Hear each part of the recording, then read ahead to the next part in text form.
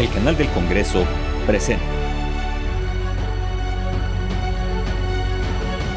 A lo largo de las 64 y 65 legislaturas, aprobamos reformas fundamentales que han fortalecido nuestras instituciones, protegiendo los derechos de las personas y promovido el desarrollo económico y social del país, unidos en nuestras individualidades y defendiendo con pasión nuestras razones y nuestras trincheras. Todas y todos hemos cumplido con nuestro país y también hemos cumplido con quienes representamos.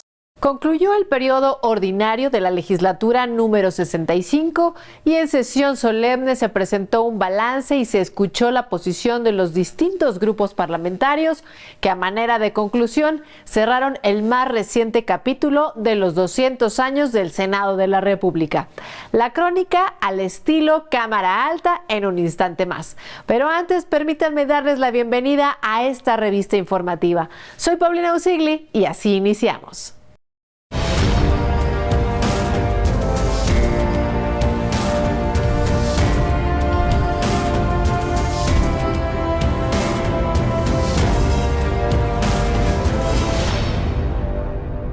De acuerdo con datos de la Organización Mundial de la Salud, la endometriosis afecta aproximadamente a 190 millones de mujeres y niñas en edad reproductiva en todo el mundo. Es decir, cerca del 10% de este grupo poblacional.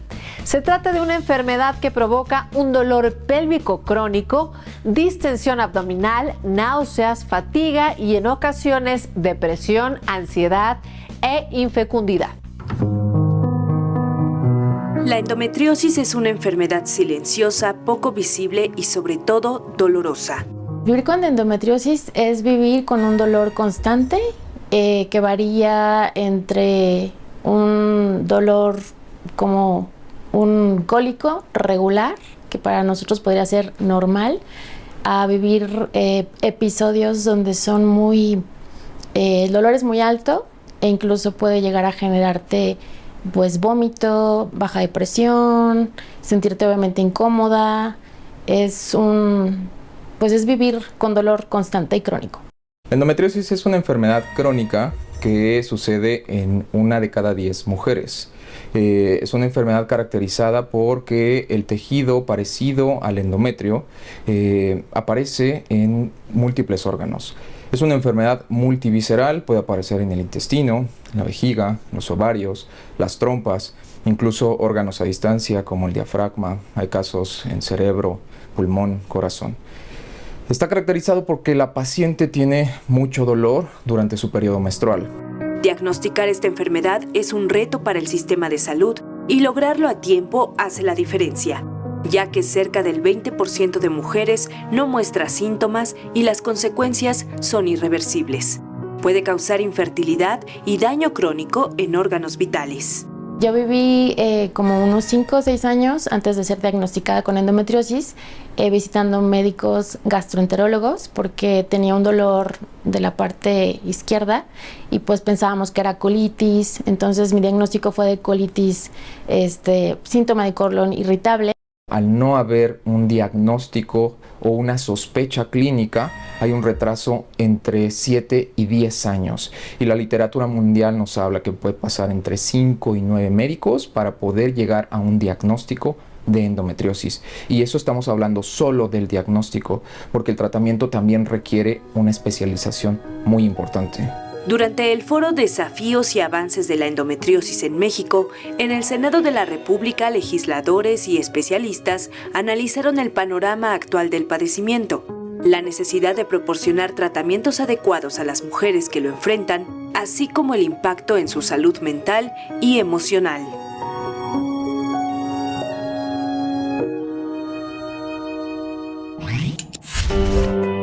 Tras concluir el periodo ordinario de sesiones de la 65ª legislatura y por acuerdo tomado en la Junta de Coordinación Política, se estableció la extinción de las comisiones ordinarias no previstas en la ley orgánica. Se extinguen también las comisiones especiales y los grupos de trabajo constituidos durante la 64ª y 65ª legislaturas de la Cámara Alta. De todas las comisiones especiales, la única que permanecerá activa será la encargada de los festejos del bicentenario de la instauración del Senado de la República y del sesquicentenario de su restauración, misma que se mantendrá vigente hasta el 31 de agosto de 2024. A partir de esa fecha, quedarán extintas las comisiones ordinarias de Anticorrupción, Transparencia y Participación Ciudadana, de Asuntos Fronterizos y Migratorios, de Ciencia y Tecnología, de Cultura, de Defensa de los Consumidores, de Derechos de la Niñez y de la Adolescencia, de Derechos Digitales y de Desarrollo Urbano, Ordenamiento Territorial y Vivienda, entre otras. En total desaparecen 27 comisiones, 5 comisiones especiales y 4 grupos de trabajo constituidos en las últimas 2 legislaturas. Aprobado el acuerdo por el que se extinguen las comisiones ordinarias no previstas en la ley orgánica.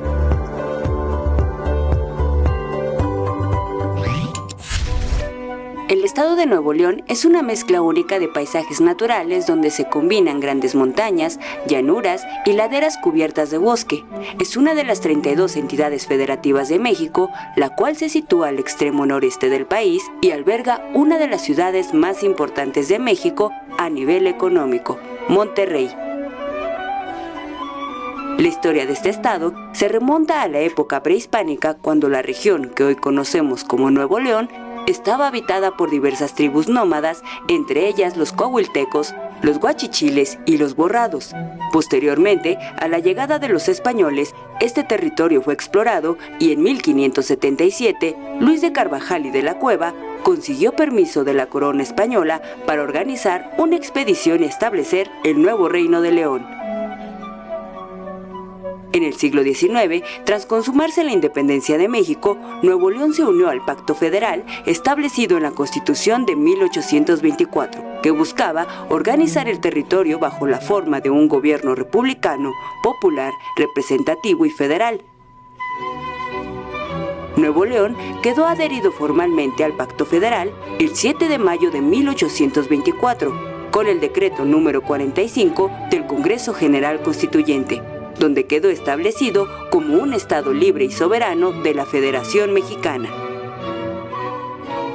A 200 años de su adhesión al Pacto Federal, Nuevo León sigue siendo uno de los bastiones de la economía nacional y, por supuesto, su voz es escuchada a través de sus representantes en la Casa del Federalismo, la Cámara Alta del Congreso de la Unión.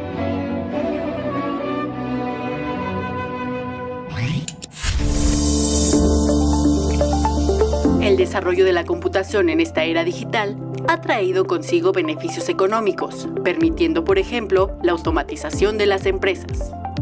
Sin embargo, un uso inadecuado de esta también nos ha llevado a enfrentar amenazas que van desde las fake news hasta ciberdelitos como el robo de identidad, el phishing y hasta el grooming, que vulneran los derechos de la población. La inteligencia artificial ha experimentado una evolución exponencial, desplegando tanto oportunidades extraordinarias como riesgos peligrosos. Ante estos hechos, las y los senadores de la 65ª legislatura han trabajado en una serie de iniciativas, incluyendo una para reformar el artículo 73 de la Constitución, con el fin de facultar al Congreso de la Unión para regular temas sobre inteligencia artificial, neuroderechos y ciberseguridad. La legislación siempre va atrasada, ¿verdad? El cambio y la innovación van más rápido que lo que las leyes y las instituciones avanzamos. Pero sobreregular inhibe y asfixia, pero subregular genera usos distópicos y ese es el equilibrio que tenemos que encontrar, ¿verdad? Ante el inminente fin de la legislatura en turno y a la aproximación de los comicios electorales, se elaboró en el Senado un documento destinado a las candidatas y el candidato a la presidencia de la República con el fin de que aborden e incluyan la regulación de la IA en su propuesta de Plan Nacional de Desarrollo. La inteligencia artificial tiene el potencial de cambiar muchos aspectos del mundo, desde la economía hasta la sociedad y el propio gobierno. En áreas como la sanidad y la educación, puede transformar la forma en que hacemos diagnósticos y aprendemos. Es importantísimo el momento que estamos viviendo hoy porque hay elecciones, hay cambio de gobierno y en estos momentos es cuando podemos influenciar, podemos reunirnos con los que van a ser los tomadores de decisiones en los próximos años. ¿Y cuál es el gran objetivo? Que inteligencia artificial esté en el Plan Nacional de Desarrollo. Con 47 leyes de nueva creación y el aval de 877 reformas de diversos ordenamientos, concluye una etapa en la vida de la Cámara Alta que se sumará a los archivos bicentenarios del Senado de la República. Una era donde se consolidó la presencia femenina con una productividad legislativa positiva que habla por sí misma del trabajo realizado en comisiones, en tribuna y desde la misma mesa directiva durante los últimos 6 años del Senado. Para las crónicas legislativas, las 64 y las 65 legislaturas pasarán a la historia con todo y sus debates acalorados, las cicatrices de una pandemia y, sobre todo, un Congreso donde por fin las mujeres ocuparon ese espacio que les corresponde en condiciones de igualdad sustantiva, equidad, paridad y cuanto gusten y manden quienes hoy mandan en el Congreso. 3 presidentes y 3 presidentas estuvieron al frente de esta mesa durante 6 años y este es el balance en la Cámara Alta. Realizamos 415 sesiones plenarias, 341 ordinarias, 43 solemnes, 16 periodos extraordinarios, 15 congresos general. Asuntos aprobados, aprobamos 1,166 reformas, de las cuales 24 fueron publicadas en el Diario Oficial de la Federación, 13 remitidos a la Cámara de Diputados y 2 devueltos a la Cámara de Diputados en materia constitucional. Leyes de nueva creación 47, reformas a diversos ordenamientos 877, otros decretos 203. Nombramientos hicimos 2,530, nombramientos de personal diplomático 122. De todas estas cifras, destaca que el porcentaje de proyectos aprobados por unanimidad fue del 72% contra el 28% de aprobaciones por mayoría.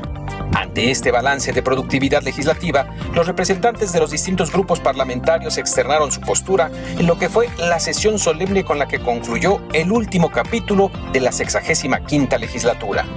Quizá el Senado conquistó la paridad en los escaños, pero al mismo tiempo abandonó la voluntad de respetar la pluralidad de las ideas. La convivencia fue una simulación transitoria, la exclusión fue una realidad permanente.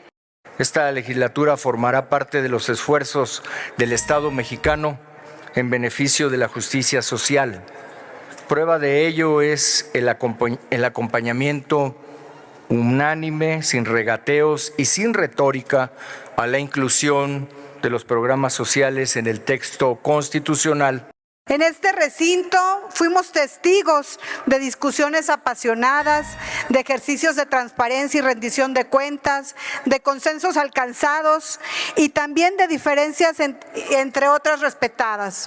Las y los legisladores del Partido del Trabajo presentamos 1,009 iniciativas y 995 puntos de acuerdo con el objetivo de que la seguridad, la economía, la salud, la educación, el trabajo, la igualdad de género y una vida libre de violencias fuera posible.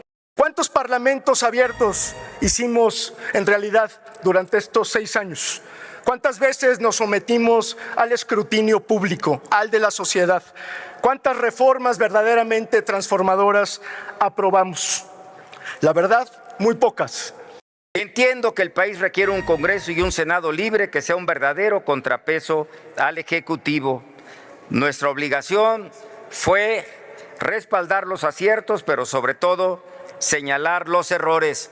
Yo la verdad, en lo personal, y creo que puede ser la opinión de algunos más, no me siento orgulloso como Senado del trabajo que se hizo, porque creo que faltó mucho, muchísimo más.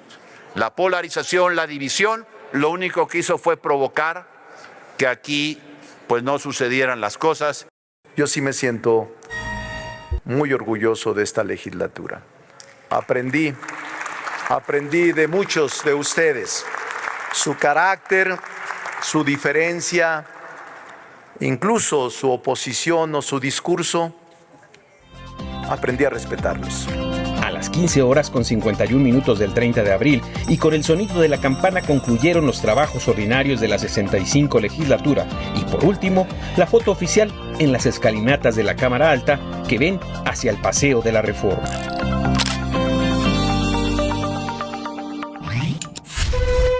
En la actualidad, el Senado mexicano se erige como el órgano representativo de nuestro sistema de gobierno federal, el cual provee de equilibrio y estabilidad a la nación.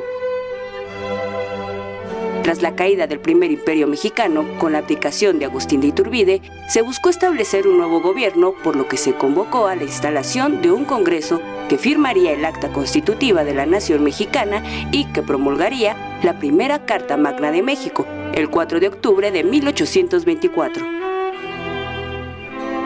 La Constitución del 24 estableció la formación de una república representativa, popular y federal, que se dividía en 3 poderes: ejecutivo, judicial y legislativo, este último conformado constitucionalmente por 2 cámaras, una de diputados y otra de senadores. Así, el 15 de diciembre de 1824 se llevó a cabo la primera reunión de la Cámara Alta en una sala de Palacio Nacional en la Ciudad de México. A esta reunión solo asistieron 18 de los 38 senadores que conformarían la Cámara Alta, quienes intentaron elegir al presidente y secretarios de la Cámara. Pero al no contar con el quórum suficiente de los integrantes, se tuvo que convocar a una nueva reunión, la cual se llevaría a cabo 2 días después. En esta primera reunión se encontraban los primeros senadores que dieron vida a esta historia de 200 años de vida parlamentaria: Francisco Molinos del Campo, Juan de Dios Rodríguez, Manuel Vasconcelos, José Ignacio Espinosa, José Joaquín Avilés, Joaquín Guerra, Valentín Gómez Farías, Demetrio del Castillo, Manuel Diego Solórzano, Ambrosio Martínez de Bea, Manuel Posada, Antonio de Medina, Arcadio Villalba, Lorenzo Zavala, Simón de la Garza, Juan Bautista Morales, Pedro Paredes y Loreto Barraza.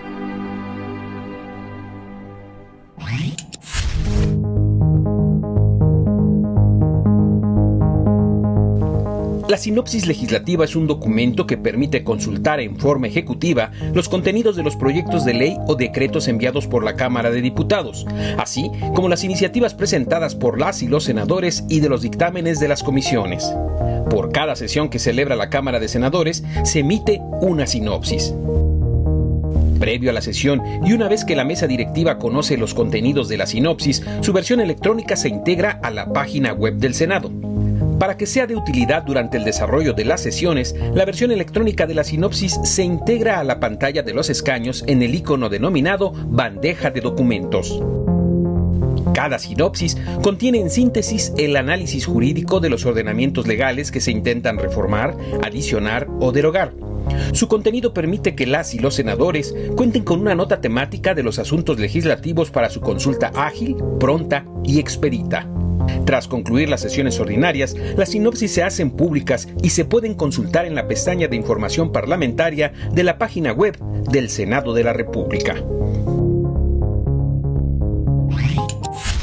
Bien dicen que aquello que germina correctamente crece y se cosecha con la misma garantía. Al principio, con cierta resistencia y desconfianza por parte de los propios productores, el programa Sembrando Vida se fue consolidando, sobre todo en las regiones que enfrentan más carestía, pero con suelos fértiles donde se crearon sistemas agroforestales que hoy están cosechando frutos saludables y libres de agroquímicos.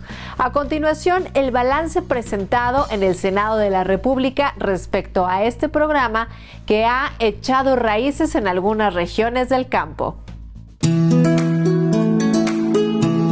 A principios de 2019 se creó el programa Sembrando Vida, con el objetivo de contribuir al bienestar social de las y los agricultores mexicanos a través del impulso de la autosuficiencia alimentaria y el establecimiento de sistemas agroforestales que combinan la producción de los cultivos tradicionales con árboles frutales y maderables.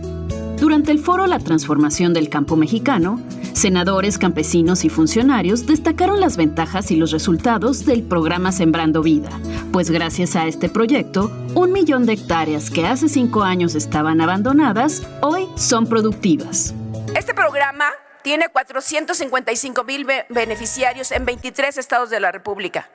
Obviamente es un programa que tenemos que ampliar, porque los sembradores reciben 6,250 pesos por trabajar sus propias parcelas. No les llega como un recurso de dádiva, sino es un reconocimiento al trabajo del campesinado mexicano. Además, el programa ha sido considerado el plan de reforestación más grande del mundo, por lo que ya se replica en países como Cuba, El Salvador y Guatemala, demostrando que con este modelo es posible combatir el hambre en comunidades de escasos recursos, generar prosperidad económica, sanar al planeta y garantizar la sustentabilidad de futuras generaciones. El programa Sembrando Vida es un orgullo en el mundo. Por eso lo vamos a continuar y lo vamos a mejorar, porque es orgullo nacional. Además, Sembrando Vida ha sido una oportunidad para promover el trabajo colectivo en 18,000 comunidades, reconstruir el tejido social y destacar la importante participación de la mujer en el campo. Antes, pues algunas casi nos juntábamos, pues como ahora. Cada quien iba en su parcela a hacer algún trabajito o algo, pero ya ahora no, ya estamos más organizadas, participamos en todo, pues en el trabajo del vivero, en las parcelas y así, hay reunión, hay talleres, ahí estamos todas, pues las mujeres. Representantes del Senado propusieron que en el país haya más hectáreas vinculadas a este programa, porque ha demostrado que gracias al trabajo de las sembradoras y sembradores, el campo mexicano puede crecer y transitar hacia adelante. Un aplauso para todos los sembradores, sembradoras y los compañeros facilitadores, técnicos, coordinadores que apoyan este programa, que es un programa emblemático del campo mexicano. Y vamos a seguir adelante cosechando y consolidando frutos.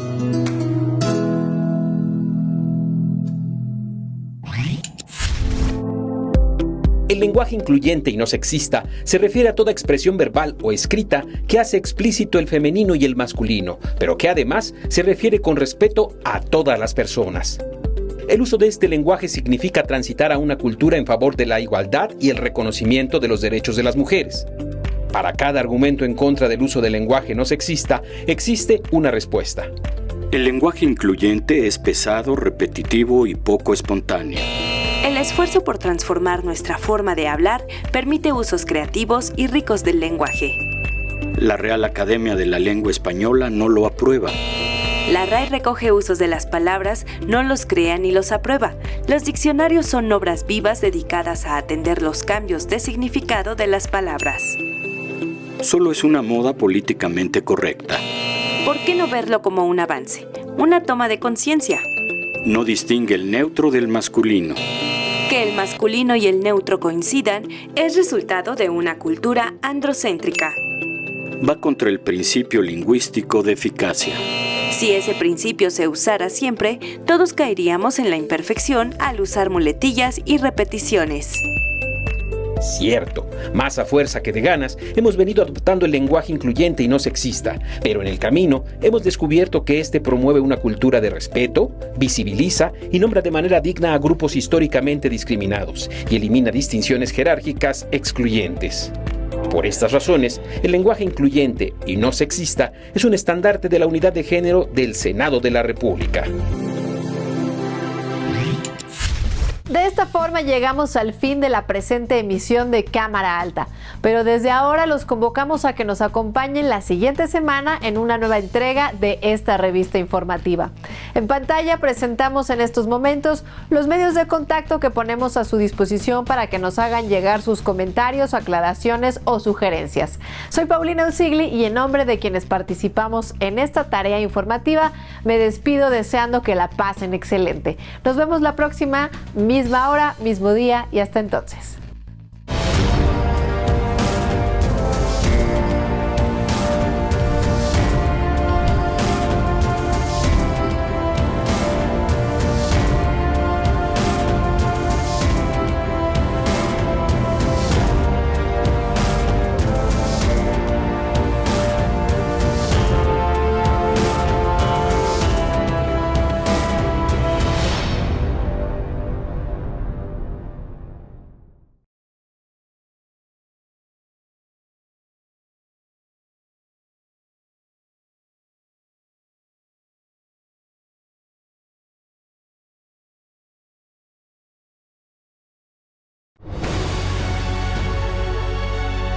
El canal del Congreso presentó